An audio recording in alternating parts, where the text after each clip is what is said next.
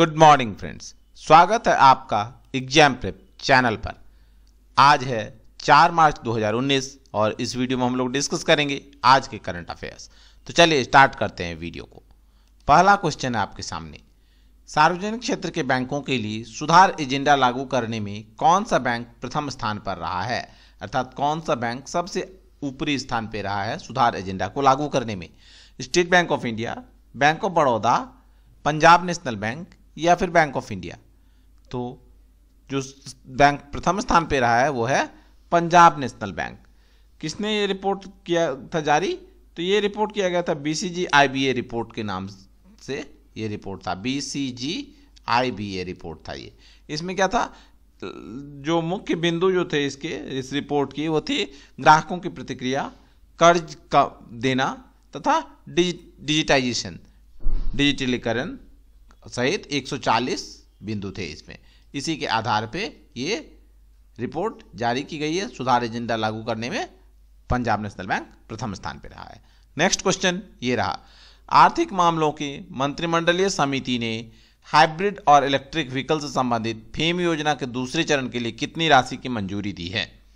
और आपके ऑप्शंस हैं 5,000 करोड़, 6,000 करोड़, 8,000 करोड़ या फिर 10,000 करोड़ रुपये।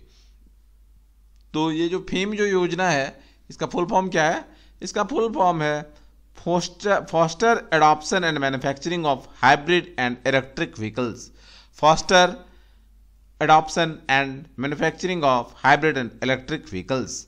इस योजना के तहत जो कि दूसरा फेज है उसमें 10,000 करोड़ रुपए की राशि दी गई है, का प्रावधान किया गया है। कितनी राशि? 10,000 करोड़ रुपए की राशि का प्रावधान किया गया है। दूसरा चरण जो ये 3 वर्षों के लिए है और 31 मार्च 2022 तक ये सेकेंड फेज इसका चालू रहेगा। ओके, बढ़े अगले प्रश्न पे। अब लीजिए नेक्स्ट क्वेश्चन, निम्नलिखित में से किस देश के साथ भारत ने संयुक्त सैन्य अभ्यास मैनामाती मैत्री अभ्यास 2019 किया है? और आपके ऑप्शंस हैं बांग्लादेश, फ्रांस, संयुक्त राज्य अमेरिका या फिर इंडोनेशिया। और सही उत्तर क्या होगा? तो जिस देश के साथ भारत ने मैनामाती मैत्री अभ्यास किया है 2019 वो है कौन सा देश? बांग्लादेश। बांग्लादेश के साथ ये अभ्यास हुआ है। BSF बॉर्डर गार्ड्स बांग्लादेशी ने ये अभ्यास किया है। कहाँ पे? त्रिपुरा बांग्लादेश बॉर्डर पे। किस बॉर्डर पे हुआ है अभ्यास? त्रिपुरा बांग्लादेश बॉर्डर पे ये अभ्यास हुआ है। ओके, याद रहेगा ना। चलिए बढ़ते हैं अगले क्वेश्चन पे।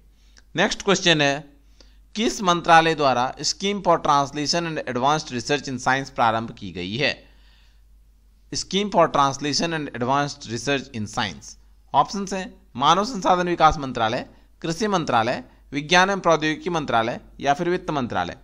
तो ये scheme for translational and advanced research in science प्रारंभ की गई किसके द्वारा?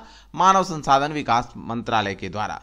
इस योजना के तहत 250 करोड़ रुपए के फंड को मंजूरी दी गई है। कितनी राशि?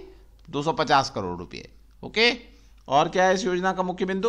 तो इस फंड का जो उपयोग है वो लगभग 500 विज्ञान परियोजनाओं को प्रायोजित करने के लिए किया जाएगा। और इसका समन्वय कौन कर रहा है? IISc Indian institute of science Bangalore के द्वारा इसका समन्वयन किया जा रहा है। ओके, बंगलोर या बंगलुरु, पहले बंगलोर था अब तो बंगलुरु हो चुका है, इसके द्वारा किया जा रहा है। नेक्स्ट क्वेश्चन ये रहा आपके सामने, ICC T20 अंतर्राष्ट्रीय बल्लेबाजों की टॉप 10 सूची में शामिल एकमात्र भारतीय बल्लेबाज कौन है? ऑप्शंस हैं रोहित शर्मा, KL राहुल, विराट कोहली या रविंद्र जडेजा। तो कौन हुए ICC टॉप 20 T20 अंतर्राष्ट्रीय बल्लेबाज की टॉप 10 सूची में एकमात्र शामिल बल्लेबाज हैं KL राहुल।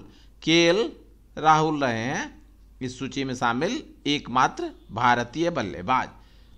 ओके, और भारत की रैंकिंग क्या रही है टॉप T20 में? तो भारत की रैंकिंग रही है दूसरे स्थान पे है भारत। ओके, अगला क्वेश्चन ये रहा आपके सामने। अब विश्व वन्य जीव दिवस किस तिथि को मनाया जाता है? विश्व वन्य जीव दिवस 1 मार्च, 2 मार्च, 3 मार्च या 4 मार्च? तो ये मनाया जाता है प्रत्येक वर्ष 3 मार्च को। 3 मार्च को मनाया जाता है क्या चीज? विश्व वन्य जीव दिवस। इस बार का जो थीम था वो क्या था? पानी के नीचे जीवन लोगों और ग्रहों के लिए। पानी के नीचे जीवन लोगों और ग्रहों के लिए। अगला क्वेश्चन ये रहा, AIIB और भारत सरकार ने किस राज्य की ग्रामीण सड़क परियोजना के वित्त पोषण के लिए $455 मिलियन के ऋण समझौते पर हस्ताक्षर किए हैं? AIIB और भारत सरकार ने। तो ये कौन से राज्य के लिए किया गया है?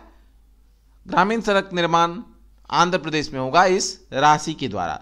एक क्वेश्चन और बनता है कि AIIB का फुल फॉर्म क्या है? तो AIIB का फुल फॉर्म है एशियन इंफ्रास्ट्रक्चर इन्वेस्टमेंट बैंक। क्या है? Asian infrastructure investment bank. Asian infrastructure investment bank, ये है किसका फुल फॉर्म? AIIB का। ओके, बढ़े अगले क्वेश्चन पे। लीजिए नेक्स्ट क्वेश्चन ये रहा आपके सामने। हीट वेव 2019 की तैयारियों पर कार्यशाला का आयोजन कहाँ किया गया? ऑप्शंस हैं चूरू, नागपुर, गया या फिर हैदराबाद। तो कहाँ पे हुआ? हीट वेव 2019 की तैयारी के लिए जो कार्यशाला आयोजित की गई वो की गई नागपुर में। नागपुर में ये कार्यशाला का आयोजन किया गया था। आपदा प्रबंधन प्राधिकरण और महाराष्ट्र सरकार द्वारा इस कार्यशाला का संचालन किया गया था। अगला प्रश्न देखते हैं आप।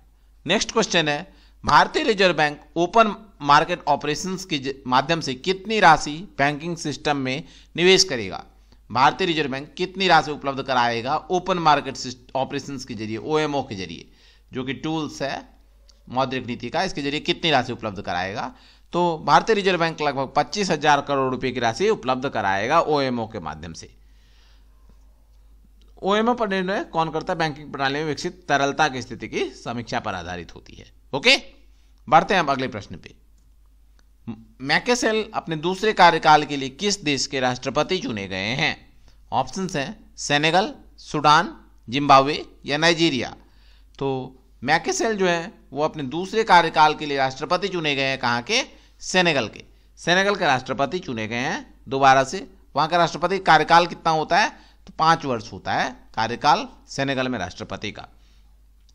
सेनेगल की राजधानी क्या है?